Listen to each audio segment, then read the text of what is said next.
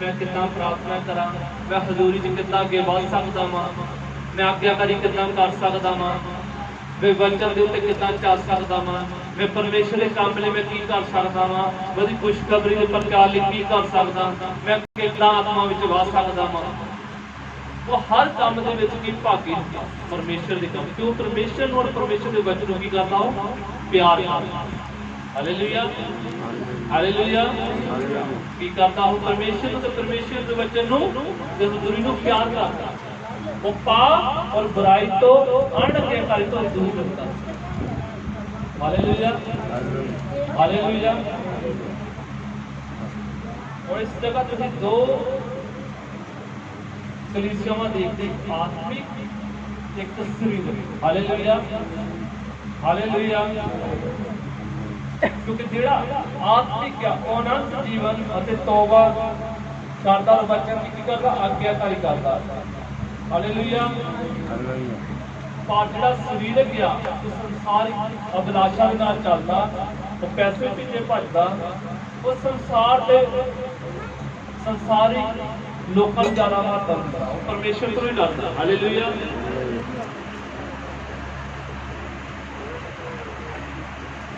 अगे शेयर पढ़िए रोमियो 8:6।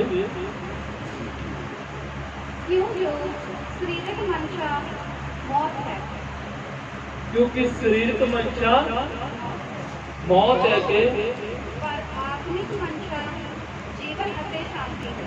पर आत्मिक मंशा जीवन अते शांति है। पिछे पिछे गुरजी भैन जी सारे शेयर। क्यों जो शरीरक मंशा मौत है, पर आत्मिक मंशा जीवन अते शांति है। जिहड़े शरीर मंशा चलदे उन्हां दा उलट की आ मौत है, और पर जिहड़े आत्मिक मंशा नाल चलदे उन्हां दा की है जीवन अते शांति। Hallelujah hallelujah. और आप अग की गल की सीगी, दो तरह ना बंदे नूं जलांदी है। हालेलुया। अग एक तो विश्वासी पवित्र आत्मा की अग का बपतिस्मा पा लेंदा, और एक विश्वासी नरक की अग का बपतिस्मा पा लेंदा। दो तरह के विश्वासी कलीसिया बारे गलबात करते हैं। दो तरह के विश्वासी, एक की करता पवित्र आत्मा की अग का बपतिस्मा पा लेंदा, और दूसरा की करता वा नरक की अग का बपतिस्मा पा लेंदा। हालेलुया। जिहड़ा आत्मिक आ वो हमेशा आत्मिक गल्लां दे पवित्र आत्मा की अग का बपतिस्मा पा के आत्मा में वाधा चला जाए, ताना बरताना च वाधा, वचन च बदलने की कोशिश करता, प्रार्थना च बदलने की कोशिश करता, वो परमेश्वर के कामां च बदलने की कोशिश करता, वो परमेश्वर के वचन में पार्टिसिपेट करता, खुशखबरी नूं घरां च गवांढियां दे लेके जाता। हालेलुया। और जिहड़ा सरीरक आ वो नरक दी अग दा बपतिस्मा इस तरीके नाल पा लैंदा। अग दो तरीके नाल जलाउंदी है, किस तरीके नाल जलाउंदी आ? हालेलुया। जे तां तौबा करके अपने पापां दी बपतिस्मा ले लिया तुसीं, जे तुसीं बाइबल अंदर लैके चलोगे, इस वचन के अनुसार चलोगे, तो अग तुहानूं जलाएगी नहीं, सवाह नहीं करेगी। और जे तुसीं इस वचन के ओपोजिट चलोगे, इसका पाप करोगे, अणअज्ञाकारी करोगे, तो अग तुहानूं की करूगी? जला के भस्म कर देगी। Hallelujah hallelujah. क्योंकि असीं मूसा दी झाड़ी दी कथा पढ़दे हां, और जदों मूसा पहाड़ ते गया अपने इज्जत नूं चढ़ाउंदा सीगा, जो परमेश्वर दे पहाड़ हेरोब ते चढ़िया, तो उत्थे उहने देखिया कहंदा कि झाड़ी जलदी तां हैगी आ पर स्वाह नहीं हुंदी। हालेलुया। एक झाड़ी सी वो जल रही सी अग दे नाल, पर वो खत्म नहीं सी हो रही। तो मूसा ने साइड में होके देखा कि तो देखा है की है भी अग किहड़ी अग आ जिहड़ी इस झाड़ी नूं जला नहीं रही, पर ये तो जीवन आ। तो परमेश्वर की आवाज आई कि मूसा जुत्ती ला के आ, ये थां पवित्र है। Hallelujah hallelujah. पर असीं देखते जदों तौबा करके पापां दी बपतिस्मा लैके असीं अगे वधदे हां ते सानूं चाहीदा परमेश्वर दे डर और भय दे नाल कदम पट्टने चाहीदे। इह नहीं कि मन मर्जी करना, परमेश्वर दे वचन अनुसार असीं कदम पट्टने हां। क्योंकि दो तरह की आज्ञा की गल कर रहे, नरक की आज्ञा, एक पवित्र आत्मा की आज्ञा। पवित्र आत्मा की आज्ञा वो आज्ञा जो तुहाडे जीवन अंदर प्रवेश करदी, ते जे तुसीं आज्ञाकारी विच रहे तां बच रहे। तो तुहानूं पता कि सर्वशक्तिमान परमेश्वर दे वचन च लिखिआ है कि जिथे मैं उत्थे तुसीं भी होवोगे, और कहंदा मैं तुहानूं अनंत जीवन देवांगा। जे अज तुसीं इस वचन की पढ़ी नहीं करते, फिर भी अपना जीवन पाप और गुनाहां दे विच गुजारते हैं, क्योंकि पाप की मंशा दा मौत है और नरक की आज्ञा है। उत्थे सदा रोना ते चीखे दा बचना वा, उत्थे अंधकार है, उस जगह तो कोई बचा नहीं सकता, क्योंकि मौत विच ओहदा सिमरन नहीं, पताल विच ओहदा धन्नवाद नहीं किया जा सकता। जिन्ना जिक्र तुसीं तां मैं जींदे आ, साडे हत्थ 'च बाइबल, असीं परमेश्वर दे अगे बेनती कर सकदे आ, अपने पापां दा भुगतान कर सकदे आ, अपने गुनाहां दा भुगतान कर सकदे आ, पर मर के तुसीं कुछ भी नहीं कर सकदे। अज एक विश्वासी आदि कलीसिया बेखौफ है, वो परमेश्वर का डर भय नहीं रखती, ओहदा मन संसार दी चीज़ां दे वस्तां ते लग्या होया, नित भोग विलासां दे विच अपना टाइम बिताउंदे आ। हालेलुया। परमेश्वर का वचन कहता जिस तरह तेरा बनाने वाला पवित्र उस तरह पवित्र हो। किसी पवित्र कि अज असीं फकर ना कह सकते हाँ परमेश्वर असीं तेरे वचन अनुसार है, मैनूं चंगा कर, कदों तेरे वचन का भाव कीता, नहीं कह सकते। किसी कह सकते कि परमेश्वर हाँ मैं तेरे वचन के अनुसार और मेरी पूरी की। अयूब कहता दसो परमेश्वर मैं किथे पाप कीता, मैं अपना मुकदमा लड़ांगा। किसी फकर मैं कह सकते सिर ऊंचा करके हत्थां नूं चक के कि हाँ परमेश्वर भावें दुख विच सी, मुसीबत विच सी, किसी भी हालात में सी, मैं तेरी हजूरी विच सी, तेरे वचन दे अंदर सी, मैं पाप तो दूर सी, नहीं कह सकते। इसी परमेश्वर दे अगे खाना काम ला के हत्थ चक के उत्ते कह सकते हैं हालेलुया। स्वर्ग च किन्ना जने जाना चाहते, भाई ने सवाल किया, अश्विनी भाई ने कि स्वर्ग कौन कौन जाना चाहता, कौन कौन जाना चाहता। हालेलुया। आपां स्वर्ग जाना चाहते हैं, आपां परमेश्वर उस स्थान को प्राप्त करना चाहते हैं जो वचन यूहन्ना विच लिखिया कि मैं तुहाडे लई जगह तैयार करन जांदा वां। तां असीं इत्थे उहनूं जगह देण नूं तैयार नहीं, असीं उत्थे स्वर्ग विच जगह लैण नूं तैयार हां, इत्थे असीं ओहदी जगह देण नूं तैयार नहीं, ओहदा काम नूं करन नूं तैयार नहीं। असीं चाहुंदे कि परमेश्वर सानूं स्वर्ग दे विच जगह दे जिथे पक्का परमानेंट तुहाडा वसेवा होना वा। इत्थे परमेश्वर दे काम लई जगह तैयार करन तैयार नहीं, उत्थे जगह लैण नूं तैयार है। स्वर्ग दे विच हाँ स्वर्ग जाना, इत्थे पाप छड्डण नूं तैयार नहीं, परमेश्वर दे वचन की आज्ञाकारी करन नूं तैयार नहीं। असीं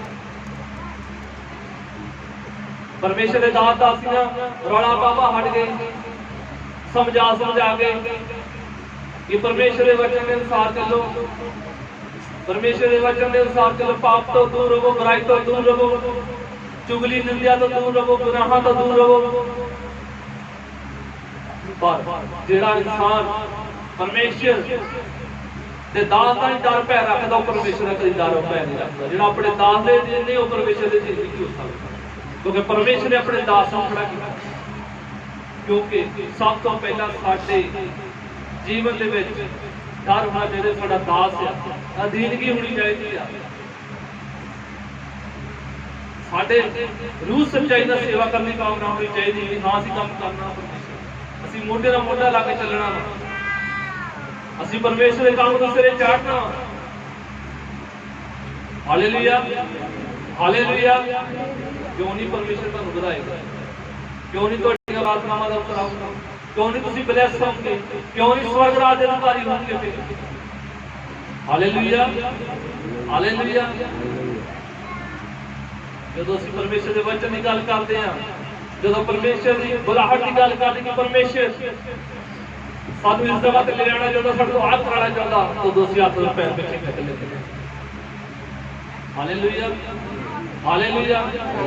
ਅਸੀਂ ਕੀ ਕੀਤਾ ਪਰਮੇਸ਼ਰ ਦੇ ਵਚਨ, ਅਸੀਂ ਕਿੰਨੇ ਕੁ ਰੂਹਾਂ ਬਚਾ ਲਈਆਂ, ਅਸੀਂ ਕਿੰਨਿਆਂ ਨੂੰ ਵਚਨ ਦੱਸਿਆ ਵਾ। Hallelujah, hallelujah. पर एक ऐसी आज्ञा कि आज ਅਸੀਂ तौबा करके अपने पापां दी बपतिस्मा लेके अपने आप ਨੂੰ वचन ਦੇ ਅੰਦਰ ਰੱਖਦੇ ਆ, परमेश्वर ਦੇ ਹੁਕਮਾਂ ਦੀ ਆਗਿਆਕਾਰੀ ਕਰਦੇ ਆ, ਉਸ ਮਸੀਹ ਉਸ ਆਤਮਾ ਦੀ ਆਗ ਨੂੰ ਆਪਣੇ ਜੀਵਨ ਦੇ ਵਿੱਚ ਬਣਾਈ ਰੱਖਦੇ ਆ।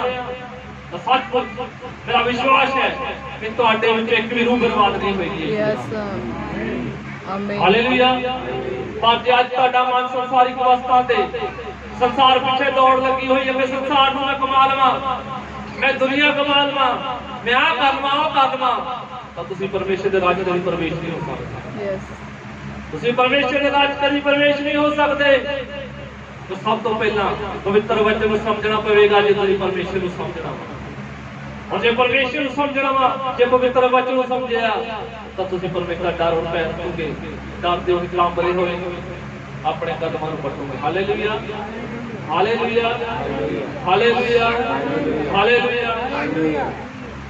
ये आग इस तरह दी आ कि तां तुसीं तौबा करके पापां दी इकरार करके परमेश्वर दे वचन अनुसार चलोगे, तां ये आग तुहानूं अनंत जीवन देवेगी। पर जे तुसीं परमेश्वर दे वचन दे उपर खड़े होकर परमेश्वर दे वचन दी पाप करोगे, आज्ञा अनआज्ञाकारी करोगे, ते आग तुहानूं सगला के फस करा देगी। Hallelujah, hallelujah. डैनियल की किताब करिए,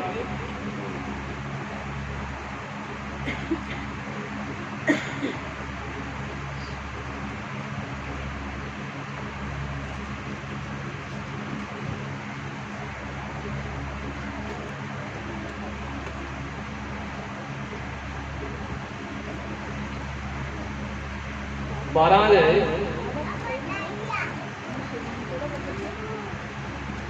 ਉਹਦੀ ਦੋ ਵਾਰ ਪੜ੍ਹੀ।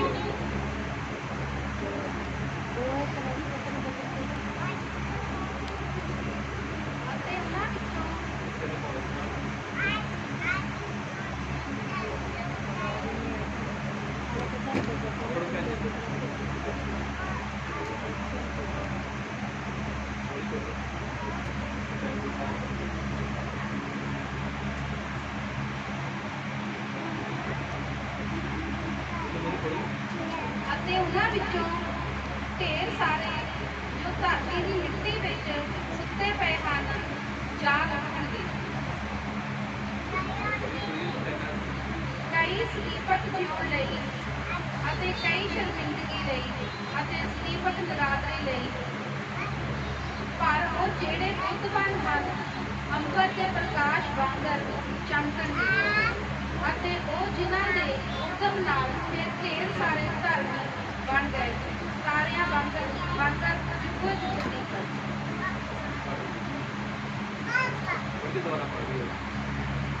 ਆਗ ਉੱਠਣਗੇ। हालेलुया। ਆਪਾਂ ਪੜ੍ਹੀ ਆ ਡੈਨੀਅਲ 12 ਦੀ 2 ਐਤ, ਕਹਿੰਦਾ ਇੱਕ ਦਿਨ ਸਭ ਦਾ ਨਿਆਂ ਹੋਣਾ। ਹਾਲੇਲੂਇਆ। और जो आप प्रकाश की पोथी पढ़ते हो लिखा कहता समुद्र ने भी मुर्दे मोड़ देने और धरती ने सारे मुर्दे मोड़ देने और कहता हर एक कीतियां के अनुसार न्याय होना। Hallelujah, hallelujah. और जो डैनियल 12 की 2 ऐत पढ़ते हैं कहता उन्होंने कहता ढेर सारी धरती की मिट्टी में सुते पे आ कहता जाग उठणगे। कहता कई संदीपक जीवन लई अते कई शर्मिंदगी ते संदीपक नरादरी लई। कहता ओदे विच उठणगे जेड़े परमेश्वर दे वचन दे अनुसार चलदे आ, आज्ञाकारी चलदे आ और डर और पैना चलदे आ। कहता परमेश्वर दे संदीपक जीवन दे विच कीया प्रवेश कर जाणगे। पर जेड़े परमेश्वर दे वचन नूं तुच्छ जाणदे आ, परमेश्वर दा डर पै नहीं रखदे, ओ कहता संदीपक शर्मिंदगी दे उठणगे, अग च भस्म होण कर ले। कहता ओ लोग कहता संदीपक शर्मिंदगी ले जिहदा स्थान किथे आ लूका 16:24 दे सारे पापी ते धर्मान जेड़े परमेश्वर दे वचन नूं किथे धर्मां दे चीज़ां दा बचना वा जिथे हो रिया, जेड़े परमेश्वर दे वचन नूं तुच्छ जाणदे आ, जेड़े परमेश्वर दी आज्ञाकारी नहीं करदे, जेड़े परमेश्वर दे वचन दे विच चलना पसंद नहीं करदे। ਅੱਗੇ ਪੜ੍ਹੀ। ਪਰ ਉਹ ਜਿਹੜੇ ਬੁੱਧਵਾਨ ਹਨ ਪਰ ਜਿਹੜੇ ਬੁੱਧਵਾਨ ਆ, ਜਿਹੜੇ ਬੁੱਧਰ ਸਮਝ ਨਾਲ ਚੱਲਦੇ ਆ, ਘਰ ਔਰ ਭੈਣ ਨਾਲ ਚੱਲਦੇ ਆ ਕਿ ਹਾਂ ਪਰਮੇਸ਼ਰ ਦੇ ਵਚਨ 'ਚ ਲਿਖਿਆ ਵੀ ਵਿਚਾਰ ਨਾ ਕਰ, ਨਸ਼ਾ ਨਾ ਕਰ, ਸ਼ਰਾਬ ਨਾ ਪੀ, ਝੂਠ ਨਾ ਬੋਲ। ਪਰਮੇਸ਼ਰ ਦੇ ਵਚਨ ਜਾਣ ਕੇ ਰੂਹ ਸੱਚਾਈ ਨਾਲ ਚੱਲ, ਵਫਾਦਾਰੀ ਨਾਲ ਚੱਲ, ਇਮਾਨਦਾਰੀ ਨਾਲ ਚੱਲ। ਕਹਿੰਦਾ ਤੇ ਜਿਹੜੇ ਬੁੱਧਵਾਨ ਹਨ ਅੰਬਰ ਦੇ ਪ੍ਰਕਾਸ਼ ਵਾਂਗਰ ਚਮਕਣ। ਕਹਿੰਦਾ ਅੰਬਰ ਦੇ ਪ੍ਰਕਾਸ਼ ਵਾਂਗੂ ਚਮਕਣਗੇ। ਅੱਗੇ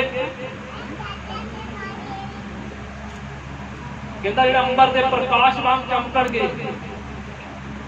ਅੱਗੇ ਪੜੋ।